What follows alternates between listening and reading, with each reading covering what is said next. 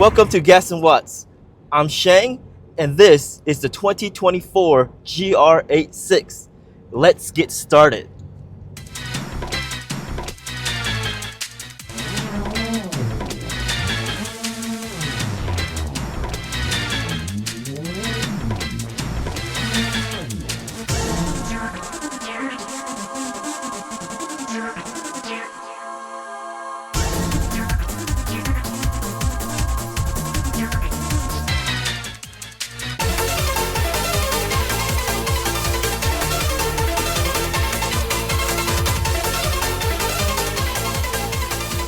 As I said in the Honda's a Holic video, I've been thinking about a car for a very long time.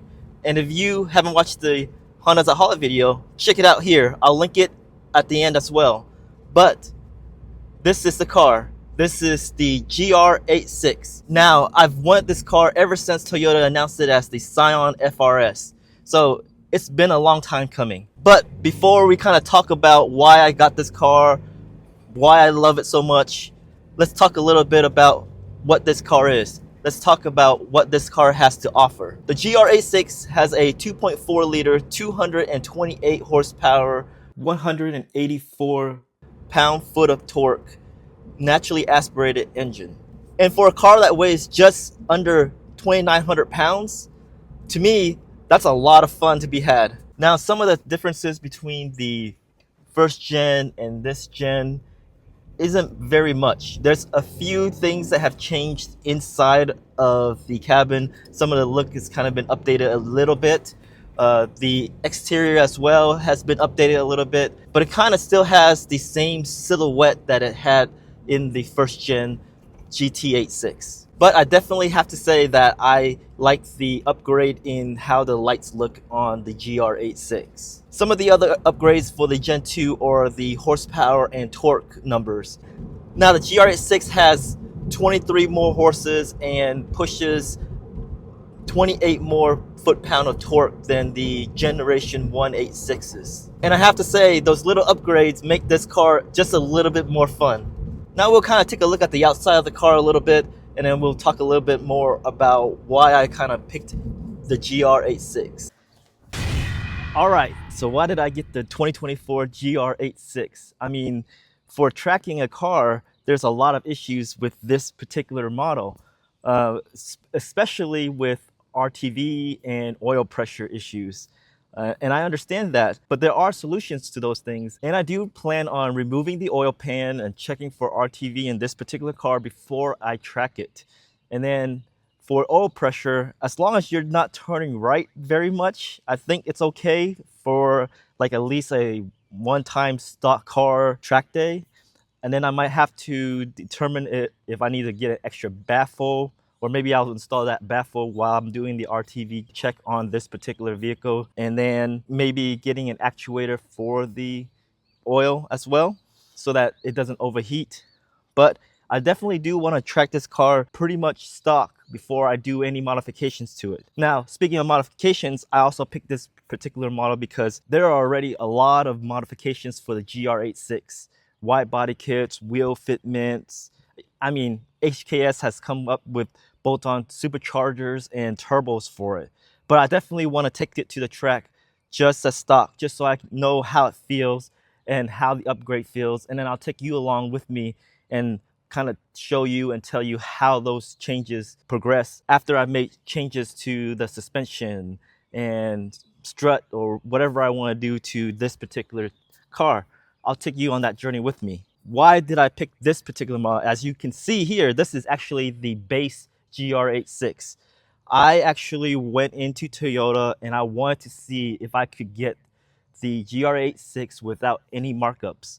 I looked at the premium versions and then I looked at the base model, and the car itself, the engine, the limited slip differentials and everything are very much similar on both cars. There's nothing very much different, except for the premium version gives you some heated seats, a nicer stereo, 18-inch alloy black wheels, and then I believe they also give you some adjustable headlights. I didn't care for any of those because I actually want to change the seat out to some racing seats, I'm gonna change out the wheels. The headlights, I don't really care about. And the sound system, I don't particularly care if it sounds extremely good in there for right now. I just want to have some fun with this car.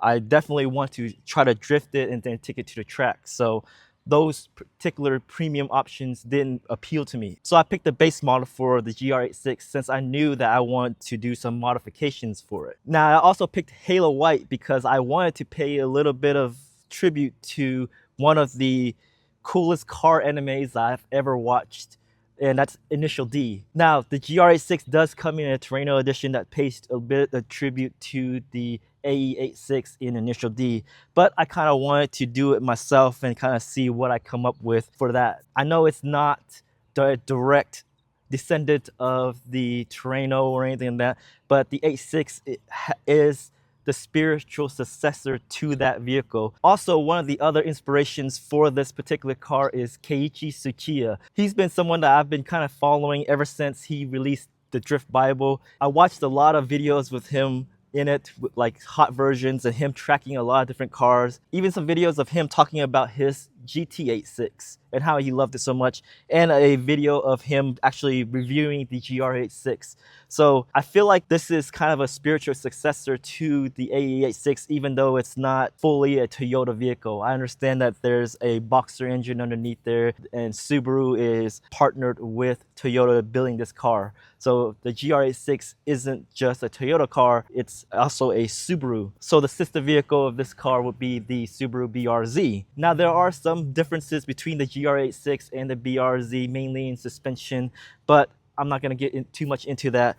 I'm just going to focus on the GR86 myself. Now, like I said before, I went into Toyota trying to get the GR86 as close to MSRP as I could without any markup to the vehicle. And Toyota happened to be able to work with me, and I actually got it for exactly MSRP. For this particular model, it was $30,920. Plus, of course, Toyota actually has a docking fee. We all have to pay docking fees, and that's about $580 for that. But all in all, I got this car for exactly as I wanted it. So I picked it up brand new instead of used. And I actually looked at some of the used market, and surprisingly to me, even a 2-year-old GR86 is still going for like 30,000, sometimes 32,000.